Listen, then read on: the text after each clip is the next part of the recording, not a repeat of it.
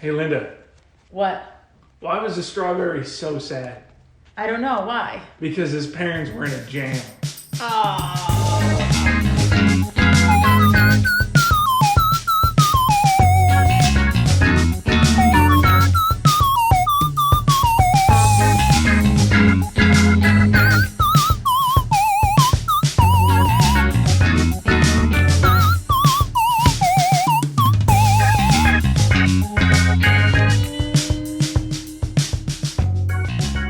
Hello, everyone, and welcome to the Engaged Family Gaming Podcast. This is episode 200.5, and I'm your host, Steven Dutzman. This week, I am joined by our managing editor of BoardGames, Linda Roble. Hello. Hey, Linda, how are you? I'm doing all right. Great. Glad to have you back specifically for a board game episode, and looking forward to having you back a whole bunch more as the episodes continue to roll in. But you and I are joined by a very special returning co-host, my lovely wife, Jenna. Hello, everybody.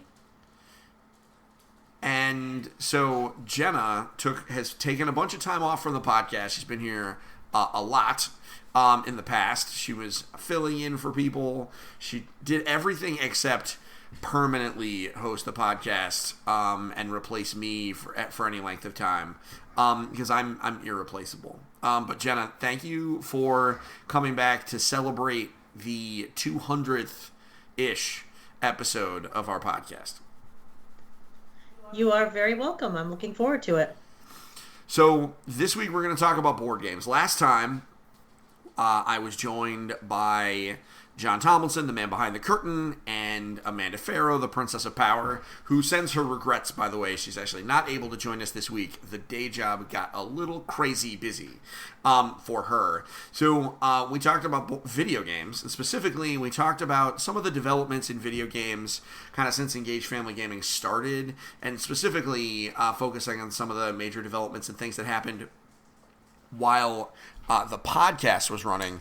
We're going to do something similar with board games, because what's really interesting, and Linda, you and I were talking about this before we came on the air, is like in the last 4 years or so, not much has happened in the video game space that is relevant to us, with the exception of the release of the Nintendo Switch and the meteoric rise of Fortnite. Whereas in board games, there's a fair amount of stuff that has happened, and, maybe it didn't originate during the time of our podcast, but it definitely has kind of caught hold. So we thought we would kind of talk about some of those cool topics, most notably, as a tease, we're going to talk a little bit about the release of Dungeons & Dragons 5th edition. We'll be talking about the dominance of legacy games, and then we're going to be talking about digital versions of board games and how that has just gotten super wild. So yeah, why don't we just get started? Sounds good. So first, let's talk about Dungeons & Dragons 5th edition. I think that's super relevant because the three of us were literally playing it yesterday. And, and not only were we playing it, but we were playing it with our kids, which is kind of a treat that not everybody gets to have. And I would like to think, and maybe I'm biased because I was running it, but I like to think that our kids are enjoying themselves. Jenna, what do you think? Well, I definitely think that they are enjoying themselves. We've come up with some strategies along the way to make it a little bit smoother. Having played Dungeons & Dragons in many iterations over the year, I'm happy to say that I think this is simple enough that kids can play it, but complex enough that the game itself is still enjoyable. So I'll be happy to talk about some of our strategies that we've come up with along the way. Sure, I think we will. Linda, so everybody that listens to this podcast knows that you jumped right into the deep end of the dork forest. And Dungeons and Dragons is relatively light fare compared to some of your other nerdy pursuits. But realistically, you've played other editions of Dungeons and Dragons back when we were younger, but when you compare it, what do you think about Dungeons and Dragons 5th edition? And we'll talk about some of the history about it in a minute, but I just want some first blush impressions. What are your thoughts on it as a system now? Well, as a system now, especially compared to the earlier iterations that I've encountered, definitely much more streamlined, much easier to pick up, and just more user friendly. And that's really the key thing with having the kids play. It's got to be user friendly. They can't get into the weeds with some of these nuances too much. It just overwhelms them. So it has to be streamlined, and I think this fits the bill perfectly for what we need. Yeah. And what's interesting is that was kind of one of the design philosophies for 5th edition. I remember, EFG existed, and we got the press release saying that Dungeons & Dragons Wizards of the Coast was going to be doing playtesting for what they called D&D Next, which was, it was going to be largely driven by feedback from players, and they released playtest packets and gathered lots of information, and I was just waiting, knowing they shared their core design philosophy was that they wanted to make it easier to play, more accessible for new players, for lapsed players, and for younger players. And as soon as I got my hands on that player's handbook, I knew that they had hit exactly what needed to happen. And now that we are successfully playing with, admittedly, our oldest is 13, which is crazy to think about considering where we were how old he was when EFG started 7 years ago, when he was like 6, right, and barely playing Skylanders, and now he's but yeah, exactly, right. Thinking about and think about where Isaac was, and Yeah. like, and our youngest ones were literally infants. Yeah, exactly. So if that even, so it is crazy to think about kind of where we are, and so we've got our a 13-year-old who probably would be able to play even the older versions, but our 2 11-year-olds who are just right in the thick of it and really enjoying it, and the game is not getting in their way.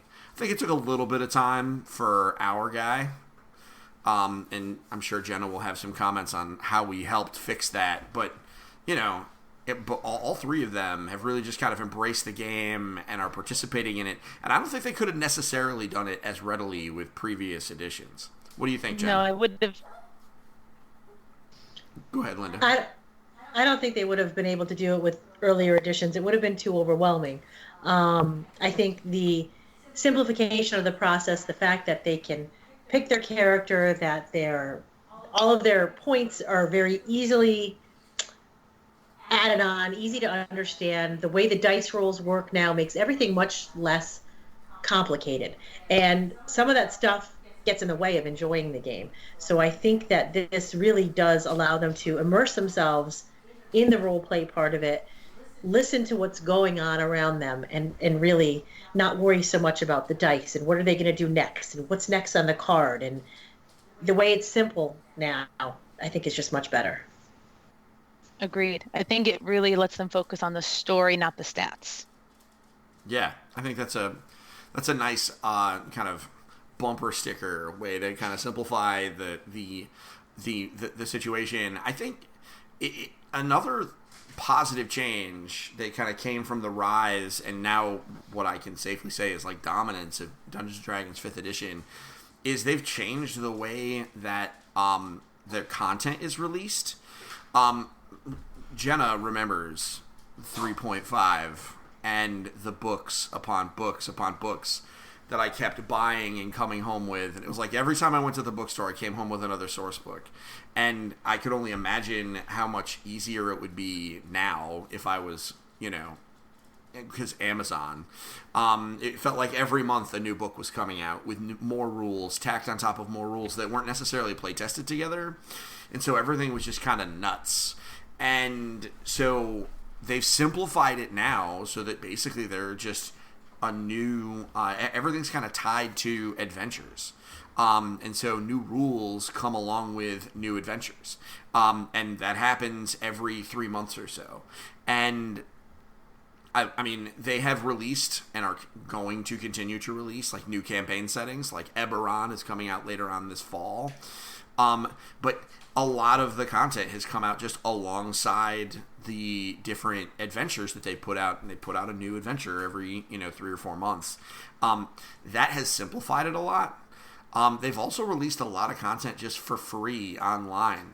In our game that we played yesterday, we have one of our dear friends, Gretchen, plays a ranger, and there's like a whole new ranger, like the all new rules because they were underpowered in the big core rulebook. She's just playing using rules that are just free online as like an upgraded version of the class, which realistically that would have been locked behind a paywall in previous editions, which I think is really, it's a different philosophy, but I think it's a win for them in the long term.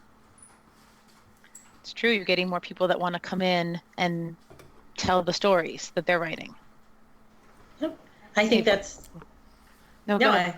I think that's absolutely the case. You're getting more stories, more adventures, more fun, and they're really realizing that people who played Dungeons and Dragons in the 80s and the 90s when it first came out are now parents, and they have kids, and they want to share that experience with them. So they've come up with young adventurers packs, and they've come up with books designed for kids, and they've come up with campaigns all to draw kids in, knowing that the parents can share that with their own kids. So I think that they've kind of hit that sweet spot of taking their original fans and catching them in, and then giving them something to do to play with their children. Absolutely. And it doesn't hurt that Stranger Things features Dungeons and Dragons, so it's exposing a whole new generation that might not have thought twice about it to the game. I don't think my microphone was working. Anyways, I think D&D now has become part of mainstream culture. I mean, in my high school, there were kids who I would never picture playing D&D that are actually now playing it, talking about it. They heard about it through mainstream media, not just Stranger Things, but other stuff that they're watching online, YouTube videos. It's part of culture now that you don't usually, or I don't remember seeing. Like kids who played D&D when I was in high school with my friends, we were rare, obscure nerds. Like we kept it kind of quiet. It wasn't something that you talked about. Whereas now, kids are just coming into the office saying, "Oh yeah, we had the best time," and we had a gaming club, and that kind of fell by the wayside. But the fact that it's just being talked about, not among the athletes and stuff, but I'm surprised. Right. It's definitely become more mainstream. I think also with its internet and the social media, as much as it's got its flaws, it is showing people that were isolated into their small core groups when we were teenagers. We didn't know about other people playing necessarily outside of our core group. Whereas now there can be this wider connection, and know that it's not just your group. You are not obscure. It's not just you. And I think that can also be very powerful to see the broader picture. It also doesn't hurt, and I take a picture of it and put it up on our Instagram every time I see it, right? And Linda, I'm sure you've seen this. Like every time I go to Target and I see Dungeons and Dragons books, like I still just, like it stuns me that it's Target, you know what I mean? And they have, in a number of occasions, they've had kits. They have the starter set. Now they have the Essentials kit. And the Essentials kit, by the way, has rules in it for a one-on-one Dungeons and Dragons, which is a dungeon master and a player, and they actually have like a cohort that they can kind of control. That's almost like like half of a second character, which is one-on-one Dungeons and Dragons is something that no one ever would have ever really thought of before. That's something that you could do, but it was like a really it was Dungeons and Dragons didn't even support it, and now there's core rules for that being sold at Target, like which I just like I said, I mean, how many pictures on our timeline are just me gawking at Dungeons and Dragons stuff at Target? I don't know, a lot of them, and that can't hurt, you know. And it's such a brilliant idea on Wizards. It doesn't hurt. Wizards of the Coast is owned by Hasbro, who knows how to market toys, and they know how to market things that people like. That's one of their specialties. They've been doing it for decades and will continue to do so. But it's been great, you know, over these last handful of years while this podcast is going, just watching Dungeons and Dragons grow and flourish, and it shows no signs of stopping. And man, some of the stuff coming out later on this year is just it's so good. They have D&D stuff not only at Target but at Walmart now. And both Linda and I worked in bookstores in the 90s, and I know that my bookstore didn't have any D&D books. We had to go to a gaming store to get those when D&D was a thing. And then I started seeing them in Barnes and Noble and Walden Books, but that wasn't until much later. And like you said, the fact that you can go into Target and Walmart and they're everywhere. It's amazing. See, it's funny. You said that I worked at a Walden Books, and when I started in the early 90s, we did have a D&D section. It was tiny. It basically was an end cap on an interior shelving, so it was tucked away, but we did have this little narrow section of D&D books. Yeah, we didn't have any in my bookstore until much later. I remember, you know, this is back like with advanced Dungeons and Dragons, which was like 2nd edition. I remember going to bookstores in the mall, and there would be like a shelf, like not even an end cap, not just a shelf with just a handful, you know, like a couple of copies of each book just kind of shoved together. And this was before the internet, so like I really had no idea what was being published, what was available. So it's like you found stuff and it was like, whoa, it was basically like magic. Now, you know, we have the gift of the internet and websites like Engage Family Gaming that, you know, that talk about these things. And, you know, there's a pretty crowded release calendar this year just of Dungeons and Dragons products releasing, which is nuts. Just this November, they have, you know, the Eberron campaign setting, which is, you know, Eberron is a Dungeons & Dragons campaign setting, like a world that was designed by a player as part of a contest. Now it's one of the most popular ones they have, and it includes an adventure set inside that world, which is just crazy. But also, they have the 3rd book in this series for young adventurers, which, you know, Jenna has. We have two of those books that we got for our daughter Megan. The first one is called Weapons and Warriors, and the other one is called Monsters and Creatures. The next one is called Dungeons and Tombs. And I think next year is Wizards and Spells. And the idea is these books are targeted at, you know, the younger set. I don't want to say early readers, because those books are definitely not that. But Jen, what do you think of these? Because you've been taking a look at these ever since I brought them into the house. Yeah, no, I think that they are, I mean, it's not a player's handbook, but they are little guides about things for younger adventurers. I'd say probably the 9 to 12-year-old range with regard to reading. And they describe, like, the warriors and weapons describes the different races, but it does it in an accessible, interesting way, like a story-like way. So it's not just reading rules. It's, you know, more of a story of what their humans are like, or what dwarves are like, and what some of the things are that are important to them. And same thing with the things that they would carry with them as they're out on an adventure. And the creatures tell them about some of the, you know, monsters that they're going to encounter, and some of them are a little bit scary, but the way that they're explained is like a fairy tale story. So I think they're really interesting. They're about $12.99 each is the MSRP for them. You can get them on Amazon. You can definitely get them I've seen them at Barnes and Noble. I think they're fascinating, and I think that they're Our daughter is 6 going on 7, and they are a little bit challenging of a read for her, but she's an advanced reader for her age. Like I said, I think they're probably geared towards the maybe 8 to 12 crowd. Yeah. Yeah, really depending on the reading. I'm looking at just some of the pages in it.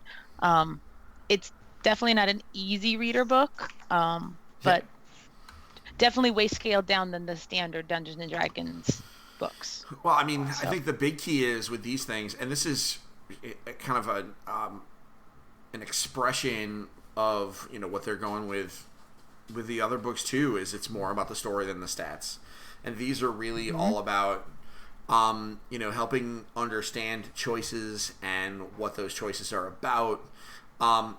And I think it's really cool. I especially like the heroes book that actually for each of the classes presents like an idea for a character, and they are not stereotypical characters either. There's a paladin who is a dragonborn that has like a magical drum, and like really just kind of expressing what the characters can be like and showing the value of creativity. And that's really what the Dungeons and Dragons has always been about. But I really feel like 5th edition, and as it has grown, is really all about just kind of showing that.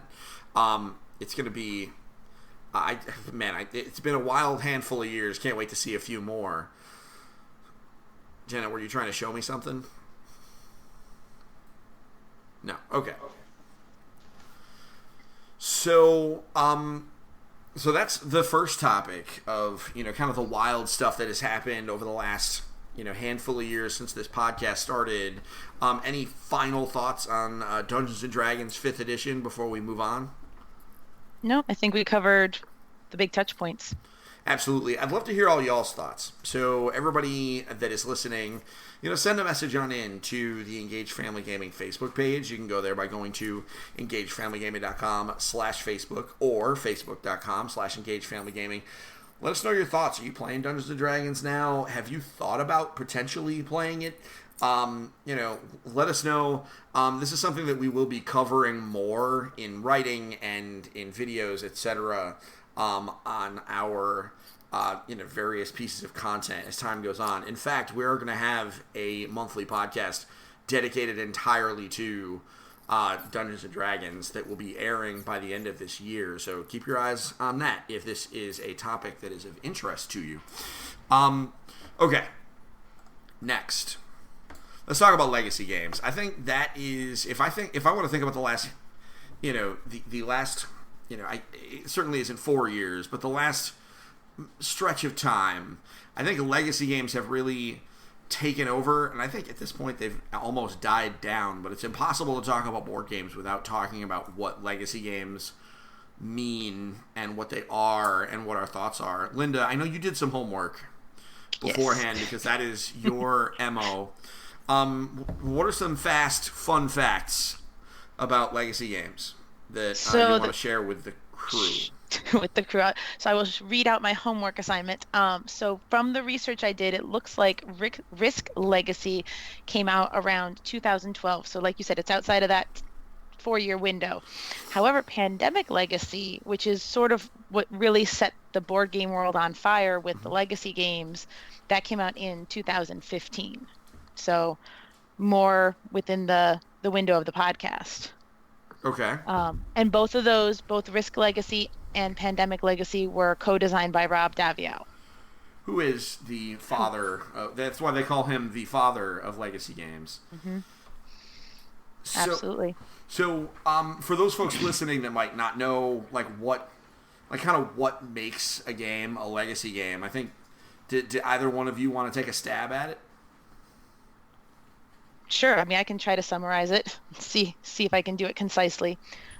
Basically, my understanding of legacy game is that it is an episodic board game that you are intended to play over multiple sessions, and you are permanently changing the game depending on what happens through the course of the gameplay.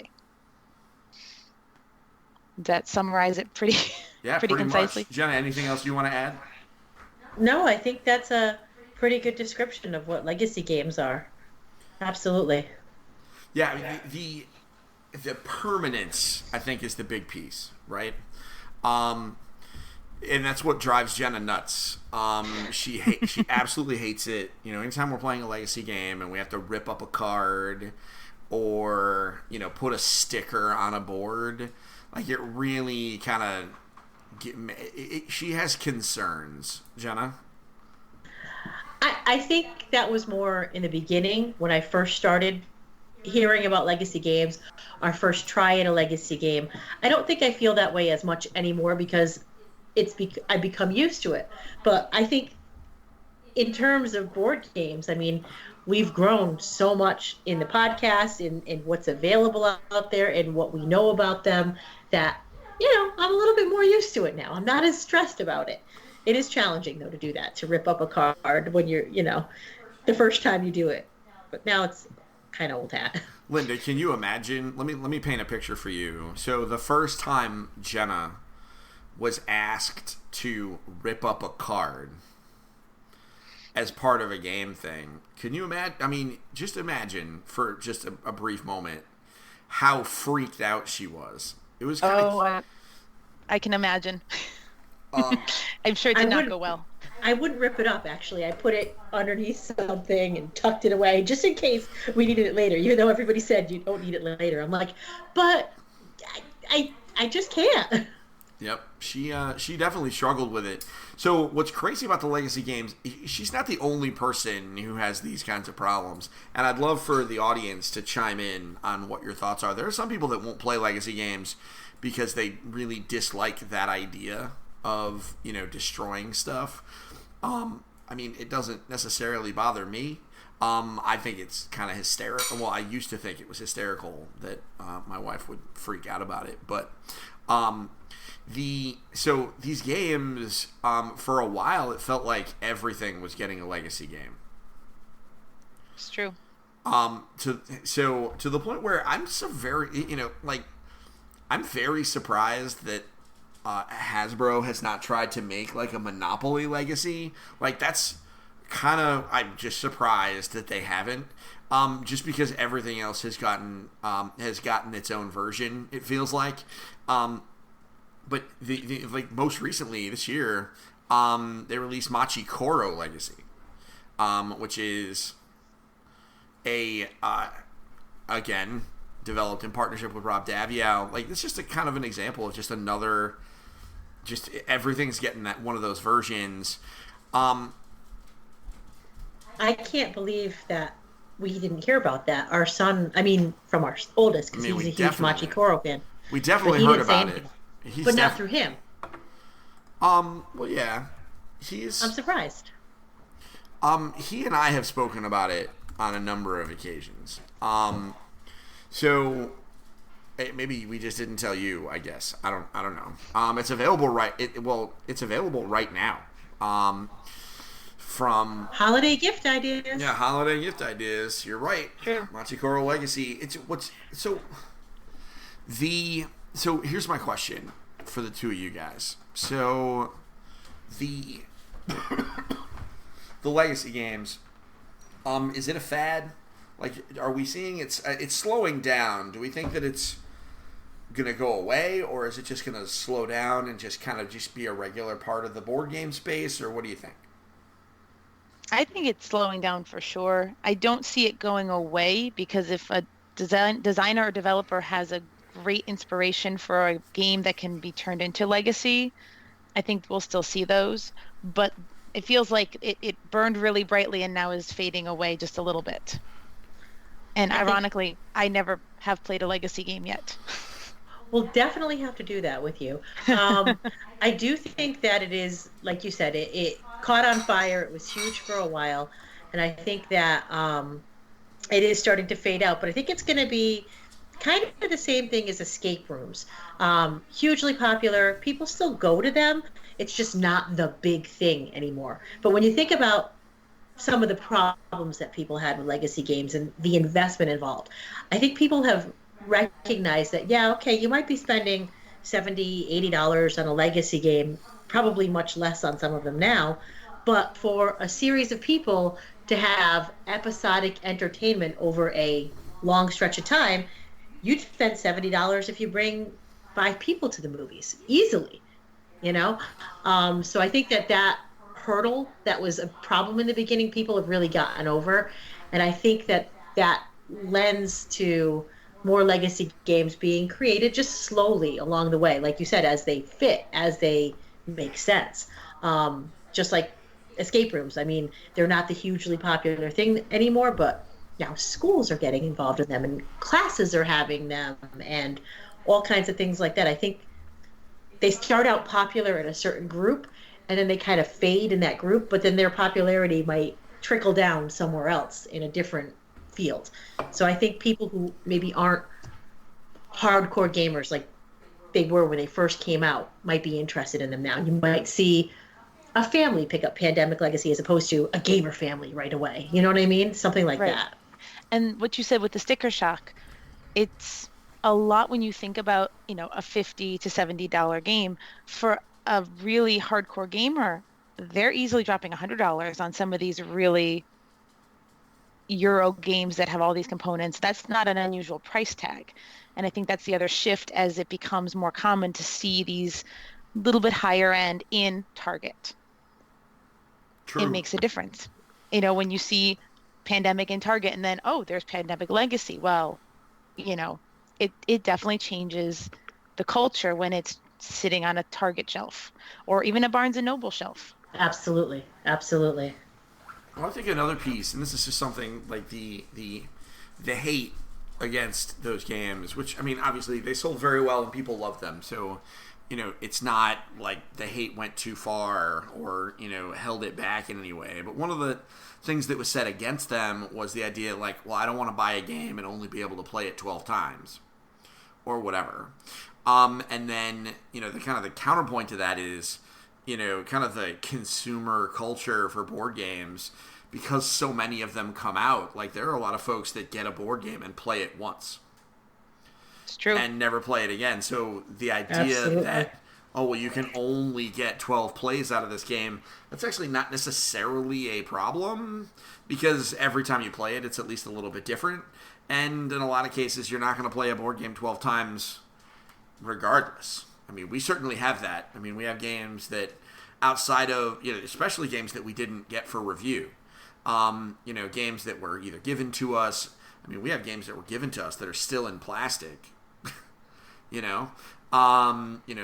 they gifts or things like that, let alone, the exception being the games that we get for review. Obviously, we play those a bunch, but, the stuff that were given to us or that I bought because it was on sale, how much, going broke saving money. Sorry, honey. But I think over time people kind of realized that particular argument against them stopped holding water. I agree. Yep, I agree. And it's sad. I mean, like you said, the consumerism when it comes to games, we all want the new thing. We all want to try something new and cool. And we do. We have games that are still in plastic just because of the time. We don't have time to get them to the table. Life is hard when it comes to that kind of stuff. But I think we have to, being that this is our 200th episode and we've been talking about board games quite a bit, I remember when we were talking about bringing Euro games to the table and introducing people to a Euro game and how Ticket to Ride was a transition game. And it's amazing to me that this podcast is being recorded so long that we've gone from just introducing people to Euro games and legacy games and all kinds of challenging games, like you said, being available at Target. We've come a long way in the board game world in 4 years. Lots has changed. A lot's changed in just 4 years. And board games are mainstream again. I mean, when we were kids, they were something that we did. Monopoly, Candyland, Clue, Uno, things like that. I mean, they were fun, but we all got bored with them. And as we were teenagers, we kind of let them go and really didn't pick them up again until later. But just like with D&D, board games are a thing now. You can't watch an episode of, The Big Bang Theory or half of the, shows on TV, there's always somebody playing a board game now, and they're not just Monopoly or Clue. It's the Euro games. When the Green Bay Packers are playing Catan before a football game, and they're posting that on their social media, I think that we were in a place where it wasn't hugely popular. We were just starting to try and get people into it. To now, it's again, board games are a form of entertainment that's real and something that people can do together, and they don't say, oh, that's nerd culture. It's not like that anymore. Well, I mean, I think we can't talk about that without talking about the fact that the board game coverage on Engaged Family Gaming was an accident. So right? true.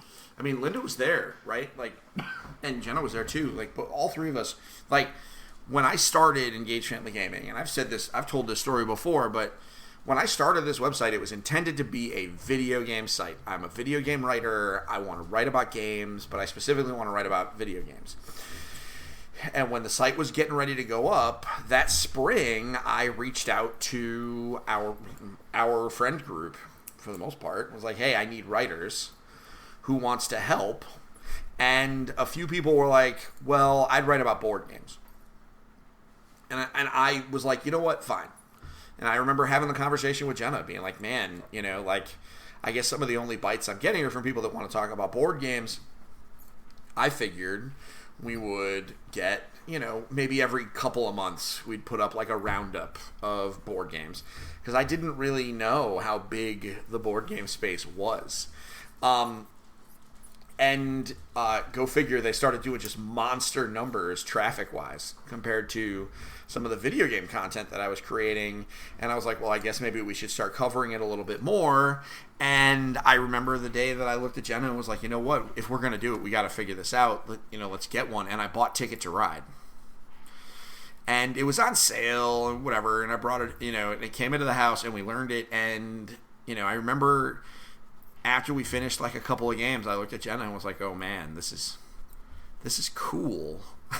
And that's how it happens for so many people, right? Like the double-digit growth for board games for the last 10 years, something like that. I mean, they do that because people have those moments like me. And now, we are celebrating episode 200 of the podcast, and just about half of those episodes, and it would be exactly half if it wasn't for E3 episodes, which are more plentiful, but just about half of those episodes have been dedicated to board games.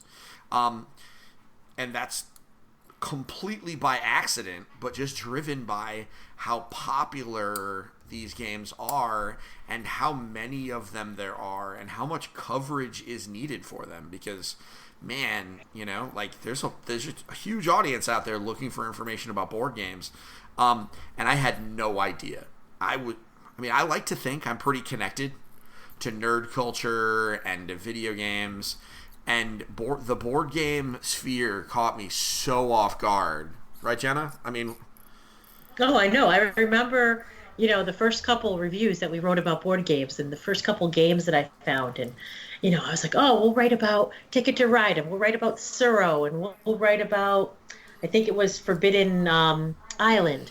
The first couple of board games that I wrote reviews for, and all of a sudden people are like, whoa, this is awesome, and we play them with a few friends, and now you think about those games and they're old. And not in a bad way, but they've been out there for a while. They're in Target, they're in Walmart, they've had spin-offs of all of them, and it's just mind-blowing to me that I started writing about Game Right, a little company that made all these games for kids and families, and now Game Right's out there in your big box stores, and it's not obscure anymore. It's not, birthday gifts. We go to birthday parties, and these games that I started seeing years ago are now given to these kids over and over again, and it's cool. It's really neat. I know that we give board games out to our friends and our friends' kids because that's who we are, but, when I go to some party at the local roller skating rink and I see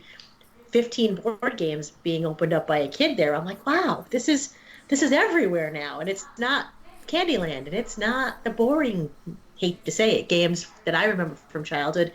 It's cool games, and these kids are exploring their imagination, and they're learning all kinds of things, and they're completely unaware that they're learning while they're doing it. And, it's cool. It's really cool. I mean, speaking of giving gifts, I mean, we definitely infected the Roble house on like I a don't know level. what I don't you're think, talking about. on a My level, dining room yeah. didn't get turned into a game room. Yeah, I mean, yeah. Listen, that was not expected, and that I didn't do the layout of your house, but just like I think I've just dragged you guys along everywhere I have gone. It's like, hey, I'm gonna go dress up like an elf in the woods, and I just drag the Robles behind me. I'm gonna get a PlayStation 4, drag the Robles on behind me. Well, at least one Roble on behind me, and now in the board game thing, and I think our experience is not that different. That's what's crazy about board game. Like, you don't see Super Bowl commercials for Catan, right? These games are all kind of spread by influencer marketing, like kind of what we do, but also word of mouth. I mean, and that's the advantage that board games have, is that the majority of them, you can't play them by yourself, or you can, but in a lot of cases their goal is to be played with other people, and so the fact that it just makes it that much easier to just drag your friends along. So thanks for that, Linda, but I'm sorry, I guess, for taking up a room in your home. It's like I moved in, only I'm not there. I'm not quite sure how to respond to that. Jen, you're on mute. Oh, I said it's not like you moved in. It really isn't. A clean room full of games is not at all like living with you. Just saying. Wow. I'm just saying. It's the truth. Haven't you missed me on these podcasts? I mean, I do. I just wish Amanda was here so she could see what I go through. We'll have to have her listen. We'll just have to have you come back on when Amanda is feeling better. So that's Legacy Games. I agree with you guys. I don't think it's going to stop. It's going to slow down because all things do. But listen, this year they put out Machikoro Legacy, so they can throw Legacy on everything. It'll be interesting to see how things develop as time goes on. Speaking of things developing, now this is an absolutely... some of the other things we've talked about kind of have roots before our podcast, but this last topic absolutely is a product of the last handful of years, and that is the rise of digital versions of board games. Now, this is not necessarily something that the three of us have gone hog wild on. However, I'll tell you what, my wife has spent a very large amount of time playing Splendor and Patchwork on her phone / iPad. And so... It's not all me. Your daughter loves Patchwork now. She discovered that she can play Patchwork with other people online. She gets really mad when there's nobody on there playing. So it's not just me. Okay, I didn't know that our daughter was like an online patchwork shark. Is she any good? Can she beat people? She can. She's actually pretty good at it. She's figured out how to play. I'd be curious to see how that translates to playing it on the table. So I told her we would bring it with her when we go away bring it with us when we go away this weekend, to see if she can actually translate playing digitally to playing on the table and having that kind of spatial awareness going on. That'll be interesting. Linda, what do you think? Do you think it'll translate? I think there's going to be a bit of a learning curve because it's not the same, but it's the same. I mean, I haven't played Patchwork specifically, but my experience with the different board games digitally, it's the same rule set, but because the computer manages the pieces, the motor component is not a feature that you have to worry about digitally. So I think that might be where she might struggle with that kinesthetic piece, just until she gets used to it. Because if she's only used to the screen and just having to manage telling the computer where to put her pieces versus physically doing it, I think there might be a little learning curve, but not much. She's a savvy gamer. She'll get it quick.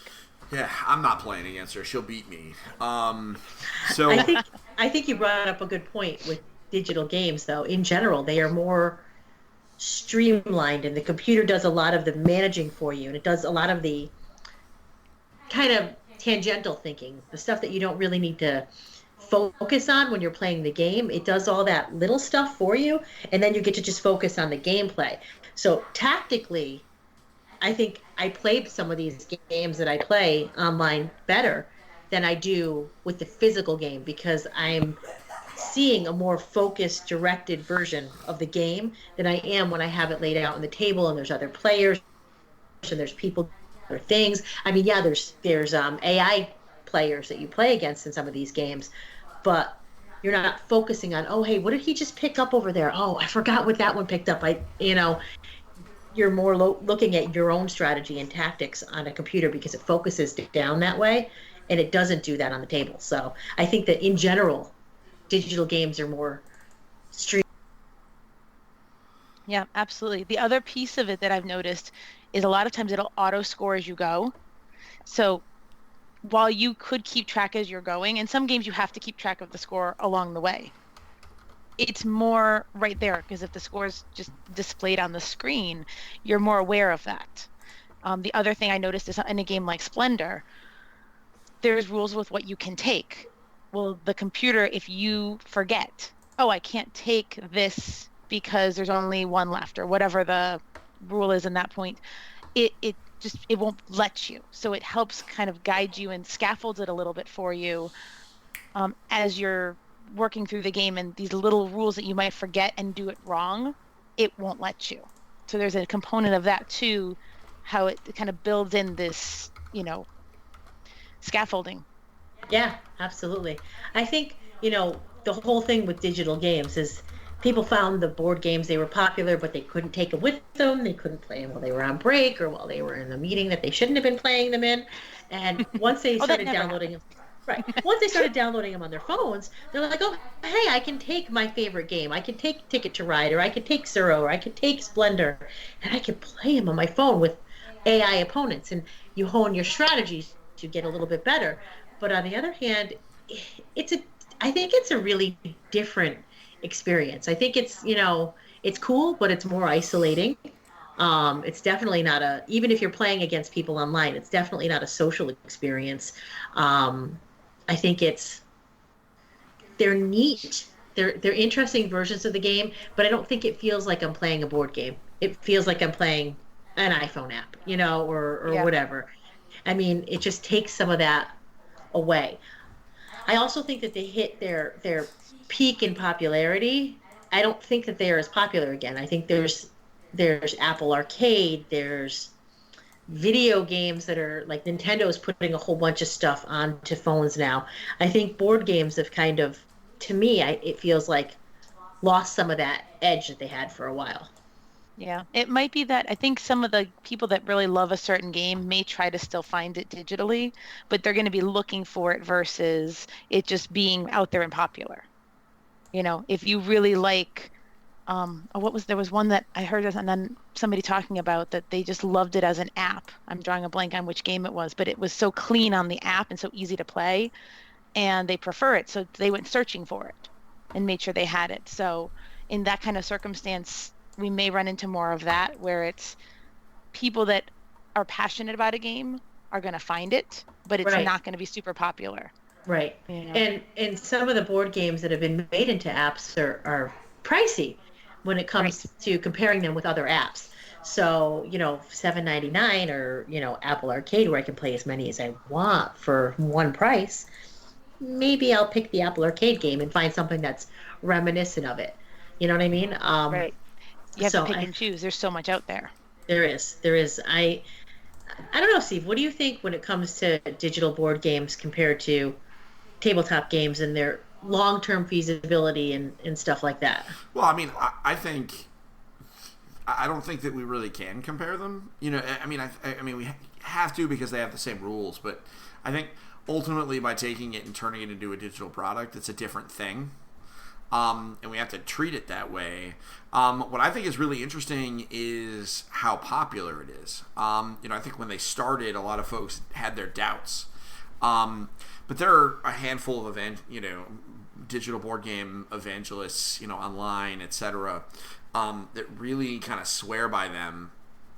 And, the more I, give them a try and play them at conventions, etc., I like them because they give me that board game experience without forcing me to handle the minutia. I think a decent analog is like Magic the Gathering Arena, which is a digital version of a collectible card game, and it lets me have a really cool Magic experience without having to get all my friends together or convince you to, come downstairs and play a board game with me or, whatever. I can just play at any time. And also, you talk about like not having to deal with like the kinesthetic, like dealing with the pieces and the fiddly bits. I mean, how many tournament games of Magic I have lost because I was like sorting through my land.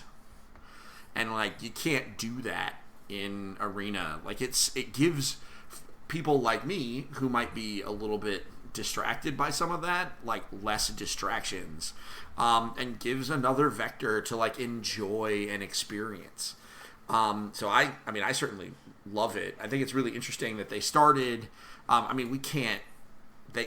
They definitely are growing in popularity or started because of mobile games, right? Like on our phones and iPads, where it's kind of a perfect environment. But now we're seeing them released on Steam, on PC, and also on the Nintendo Switch. I mean, you were in the room when they announced Carcassonne for the Nintendo Switch, and our oldest lost his damn mind. Now, admittedly, he is related to the living embodiment of hype that is me, but still, I mean, he got up and he was like doing the Orange Justice and like really like freaking out, and it was over Carcassonne, which is a wonderful game, one of my favorite games, but like, it was Carcassonne, right, Jen? I mean, well, no, and we were just saying, I think that these games, when they first came out, were hugely popular. I think they're going to appeal to a person, like you said, who doesn't want necessarily the fidgeting and all the craziness. I think that they are. The only thing I think the Switch actually is a great medium for them because it is handheld, it's portable. It's like the DS. People can take it with them. Maybe you can play 2-player games together on that. I think that that's a better medium than the iPhone. Like, I don't know if you were, how much I said about Apple Arcade being a better value than buying an $8 well, app. I heard that. Obviously, I just didn't talk. I mean, I don't know that it's fair to compare like a $5 subscription service to like mobile board games. It's not that I didn't hear you. I agree with you. It's a better value, but arguably it's a better value than console games too, because some of these games that we've been talking about and dealing with this coverage on the site are great, and it's $5 a month on a device that everybody owns anyway. Yeah, I think the Switch is a great medium for it. I don't like the antisocial part of the digital games personally, but that's just, I'm more of a social gaming person in general than playing solitaire. Like I very rarely play games on my phone. As much as you like to say I played a lot of hours of Splendor and Patchwork, that's only if I'm like really bored or really need to just tune out the world. I like playing games socially. Okay, I mean, that's fair. Go ahead, yeah. Linda. There's one other side of it, because we ran into this last year when we were in the throes of the home renovation, and when the poor boys were stuck at a tile store for like an hour and a half as we were trying to figure out tiles for the kitchen and the bathroom. I pulled out my phone and they weren't playing a standard app. They were playing Ticket to Ride and Roll For It and doing Play and Pass. So it was the social part of it, which I know a lot of times when you're doing the digital, it is by yourself. But it's nice that at least some of the games have the Play and Pass option, so that if there's a couple people sitting around, you can literally take the device and it's basically playing the board game, but just without the bits. That's true. So. That's true too. I don't have a lot of the more social ones on my phone because my phone is more of it's not something that I usually pull out and play games with, like I said. But Right. I think the Switch is really, gosh, if Nintendo can get on that and they can start taking some of these, digital games and getting them out there, I think that our kids always have a Switch with them when they go somewhere. So that would be way Yeah. more social. It's true. I think about packing up games, like we're going away coming up, and I think about, oh geez, what can we fit in a car? There's 5 people in a really little trunk in our car. How many games can we bring in? We'd like to play 30 games, but that's not feasible to pack all those games. So having them on a mobile device that has more pass and play options might be a little bit better, but maybe I just have picked the wrong games on my phone. They don't seem as game like. They seem more like just an isolated activity. Right. I mean, I was lucky that I had stumbled into some sales and I got roll for it and I got Ticket to Ride, which both the boys really enjoy. And that's been a savior more than once when we're stuck unexpectedly somewhere where we're not prepared. They don't have a device of their own. And I'm not a big fan of letting them just putter on my phone. I'd rather be like, you may go to this game. And they can sit, and it's more, like I said, it's like they're sitting playing the board game just without the physicality of it and Right. worrying about losing the dice for roll for it. That was the nice thing. They Absolutely. literally sat in a little corner. They had a little play area in the tile store. I didn't have to worry about losing those little tiny dice because they had the phone and they were playing roll for it for like probably 20 minutes, 30 minutes while we were doing our thing. Yeah, see, there you go. So that definitely saved everybody's sanity. Well, I mean, maybe. I've met your husband. Okay. At least it was one less stressor with the children being occupied. Yeah, okay. I'm just saying. I'm just playing. I mean, you would think that I was ill if I didn't take that shot. It's true. So, yeah, I mean, it's the when they announced Carcassonne for the Switch, it was before Carcassonne. They announced Monopoly for the Switch. And, a lot of people were like, oh my gosh, Monopoly. Oh my gosh, Monopoly. And I was like, no, for real, guys.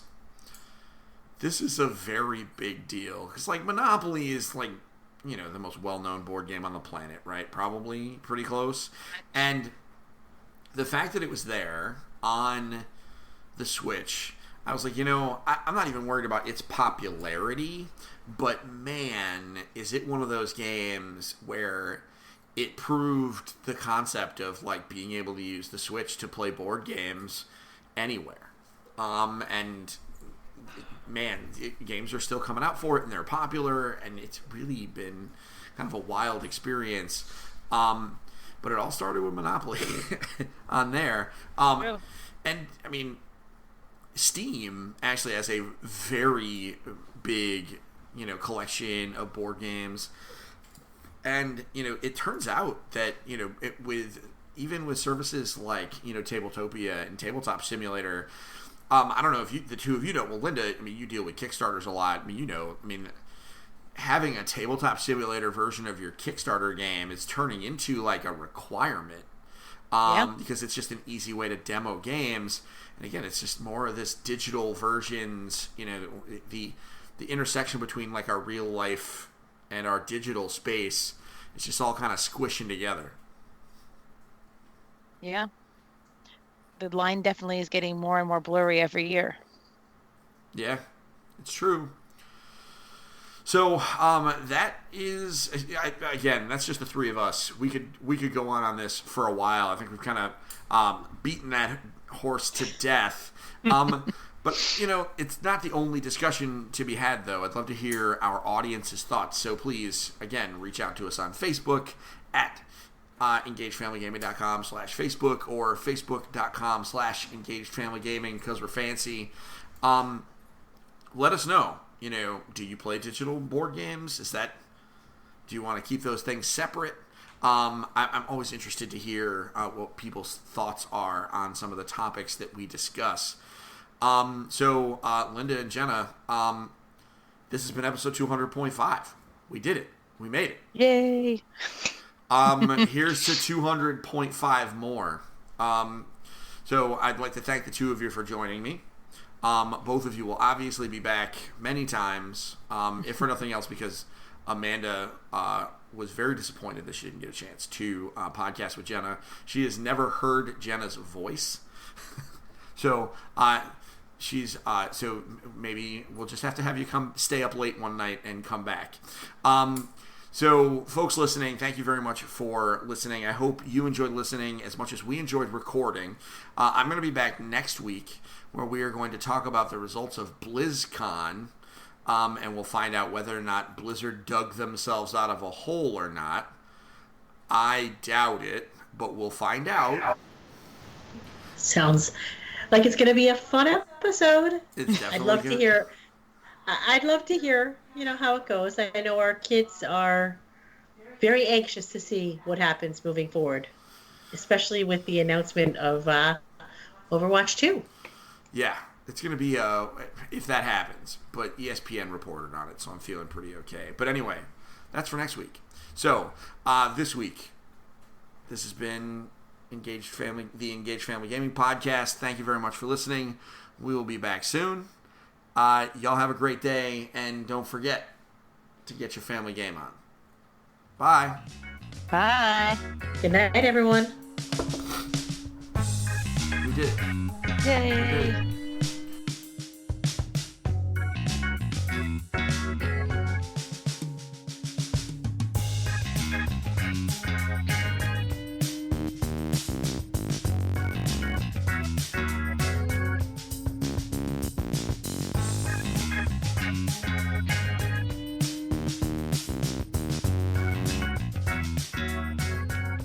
Music for the Engaged Family Gaming Podcast is Android Sock Hop by Kevin MacLeod and audio production by Six Pack Nerds Productions.